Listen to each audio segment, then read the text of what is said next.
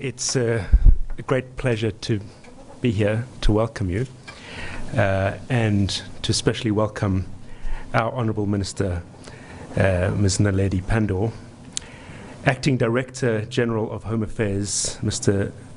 Vusumuzi Mkhize, Director of the African Centre for Migration and Society at Wits University, Professor Loren Landau, and our facilitator for the evening, Solani Kwala.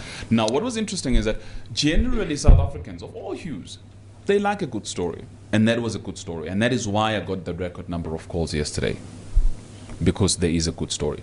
But notwithstanding, there were serious challenges also raised by South Africans about some of the services at Home Affairs. And some of the challenges have already been raised.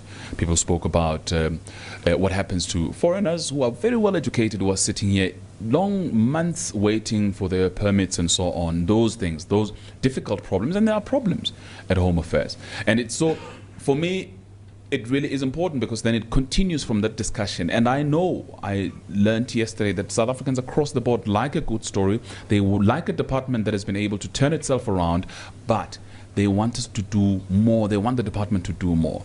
So it is my pleasure then to welcome the Minister to tell us what they are doing about some of the challenges that have already been put out there.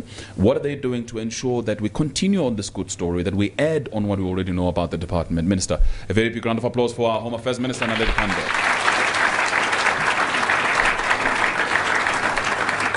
Firstly, Kalani, my officials instructed me to thank you for that program yesterday because it has boosted their confidence no end. So thank you very much for that. You don't know how much we can achieve with positive media, but that was really great.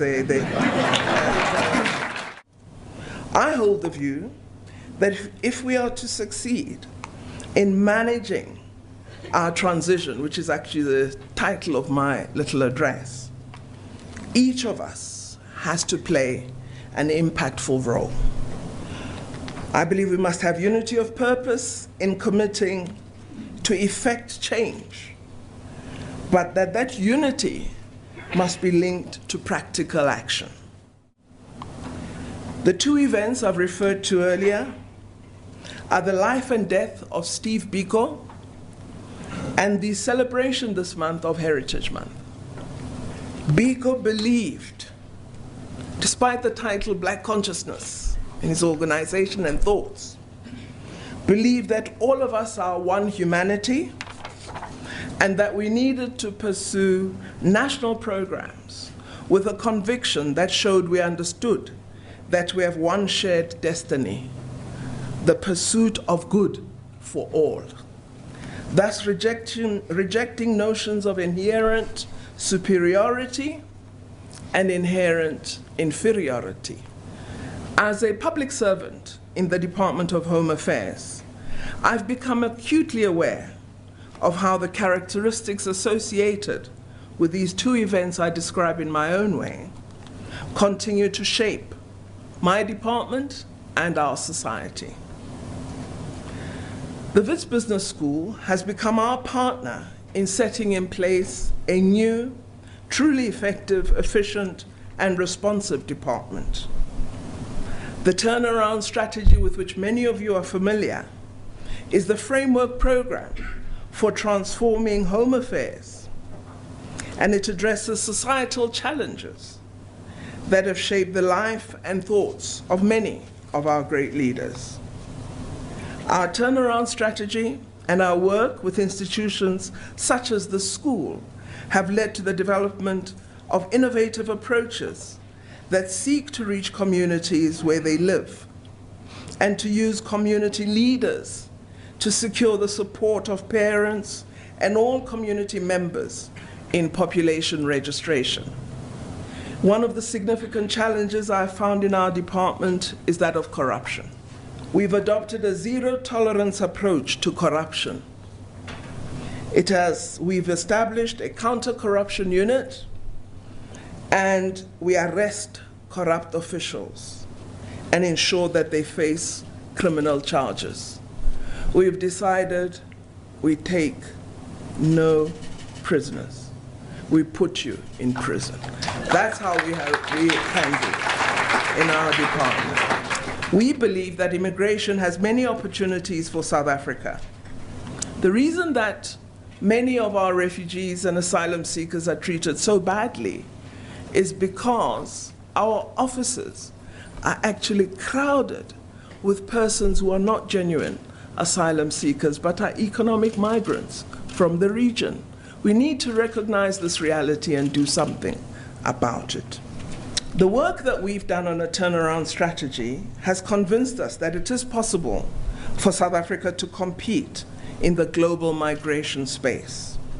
Working with this business school, we've begun to develop a cohort of staff that is committed to transforming South Africa as well as the department.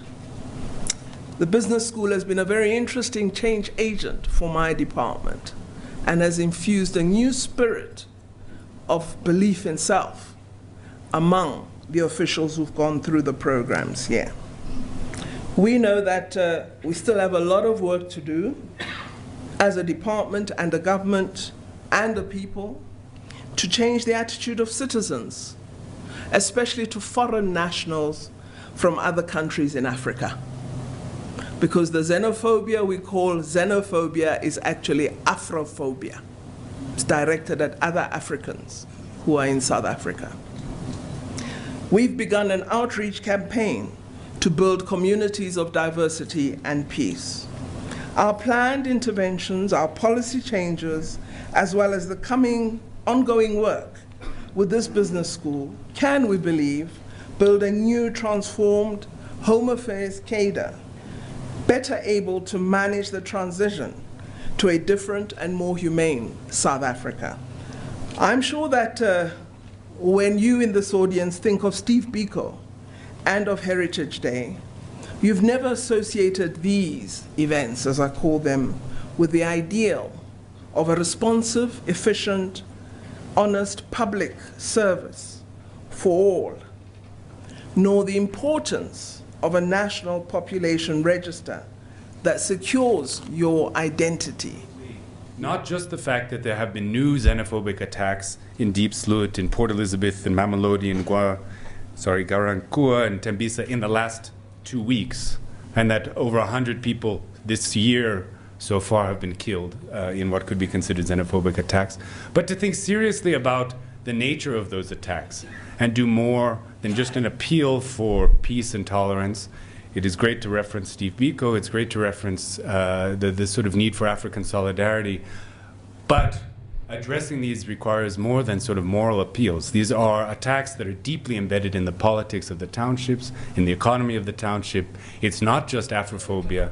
There's attacks on Bangladeshis, there's attacks on Pakistanis, there's been attacks on Chinese shopkeepers. So what is it that we can really do to address these? And it has to go beyond just a moral appeal. And of course, it has to go just beyond the Department of Home Affairs. But I think importantly, we have to ask ourselves, how do we achieve a kind of pragmatic move forward? In part because we have very little information on immigration in the area. We don't know who's coming, we don't know what they do, in part because so many of them are doing it without documents and under the radar. So instead, we've been making our policies based on presumptions. Presumptions that foreigners who come are responsible for crime, and so we need to control them and keep them out. And we've heard hints from that this morning with the release of the new crime statistics. Presumptions about how they steal jobs rather than whether or not they're creating jobs or promoting investment. Presumptions about the degree to which they spread disease or other social problems without evidence. Clearly there are examples of that, but these have not been looked at carefully and they've not been considered in the policy-making forum. As I'm going to stop talking because I think you'll have questions for the minister, but as the minister tries to respond, we should try to move beyond just what are you going to do so I can get my permit more quickly, or so I can get to my breakfast meeting when I come in at the airport, to questioning what is immigration going to do. And yes, while we wanted to address all of these things, on what basis are you going to do that? Empirical basis, political basis, and how are we going to sell that vision to the South African people? So, thank you very much.